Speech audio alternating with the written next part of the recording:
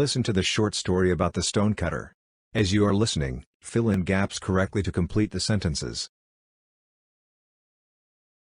The stonecutter. Once upon a time there lived a stonecutter, who went every day to a great rock in the side of a big mountain and cut out slabs for gravestones or for houses. He understood very well the kinds of stones wanted for the different purposes, and as he was a careful workman he had plenty of customers. For a long time he was quite happy and contented, and asked for nothing better than what he had.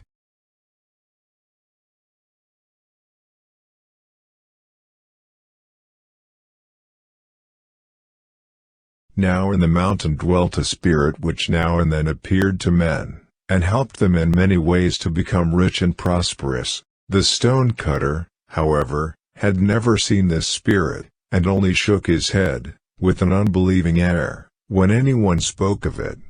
But a time was coming when he learned to change his opinion.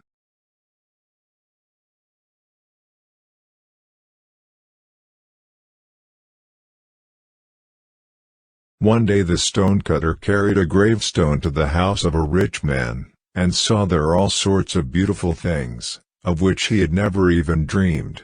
Suddenly his daily work seemed to grow harder and heavier, and he said to himself, "Oh, if only I were a rich man, and could sleep in a bed with silken curtains and golden tassels, how happy I should be."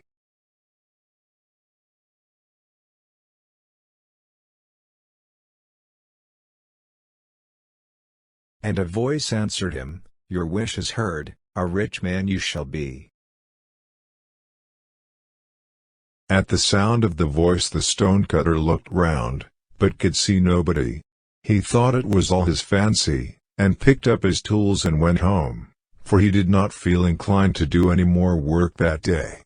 But when he reached the little house where he lived, he stood still with amazement, for instead of his wooden hut was a stately palace filled with splendid furniture. And most splendid of all was the bed, in every respect like the one he had envied.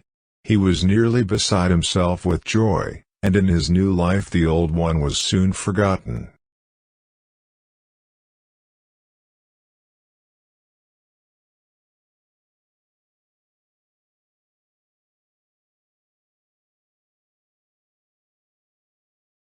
It was now the beginning of summer, and each day the sun blazed more fiercely. One morning the heat was so great that the stonecutter could scarcely breathe, and he determined he would stay at home till the evening. He was rather dull, for he had never learned how to amuse himself, and was peeping through the closed blinds to see what was going on in the street, when a little carriage passed by, drawn by servants dressed in blue and silver. In the carriage sat a prince, and over his head a golden umbrella was held, to protect him from the sun's rays.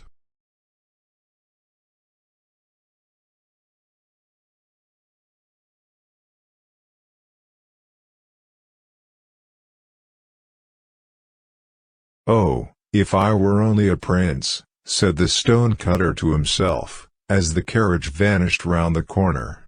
"Oh, if I were only a prince, and could go in such a carriage and have a golden umbrella held over me, how happy I should be."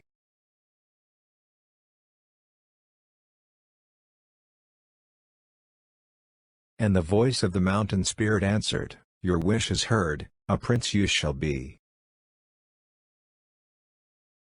And a prince he was. Before his carriage rode one company of men and another behind it. Servants dressed in scarlet and gold bore him along. The coveted umbrella was held over his head, everything heart could desire was his. But yet it was not enough.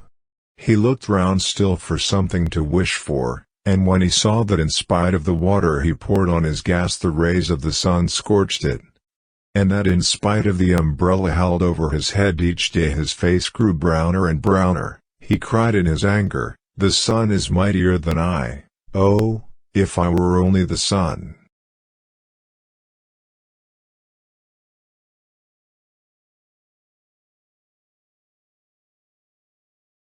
And the mountain spirit answered, "Your wish is heard, the sun you shall be." and the sun he was, and felt himself proud in his power. He shot his beams above and below, on earth and in heaven. He burned up the grass in the fields and scorched the faces of princes as well as of poorer folk. But in a short time he began to grow tired of his might, for there seemed nothing left for him to do. Discontent once more filled his soul, and when a cloud covered his face, and hid the earth from him, he cried in his anger, "Does the cloud hold captive my rays, and is it mightier than I? Oh, that I were a cloud, and mightier than any!"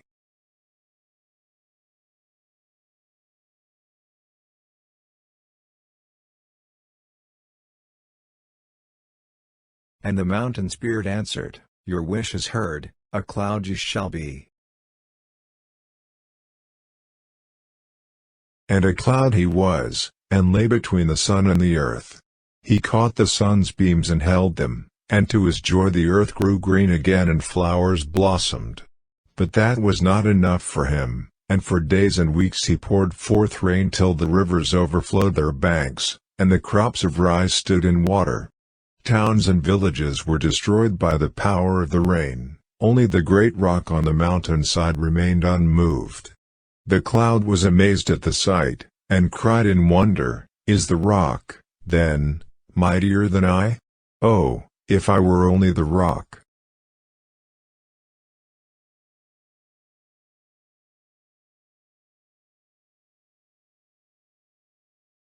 And the mountain spirit answered, "Your wish is heard, the rock you shall be." And the rock he was, and gloried in his power. Proudly he stood, and neither the heat of the sun nor the force of the rain could move him. "This is better than all," he said to himself. But one day he heard a strange noise at his feet, and when he looked down to see what it could be, he saw a stonecutter driving tools into a surface. Even while he looked a trembling feeling ran all through him, and a great block broke off and fell upon the ground. Then he cried in his wrath, "Is a mere child of earth mightier than a rock? Oh, if I were only a man!"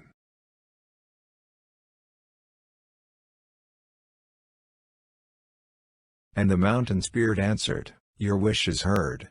A man once more you shall be." And a man he was, and in the sweat of his brow he toiled again at his trade of stone-cutting. His bed was hard and his food scanty, but he had learned to be satisfied with it, and did not long to be something or somebody else. And as he never asked for things he had not got, or desired to be greater and mightier than other people, he was happy at last, and heard the voice of the mountain spirit no longer.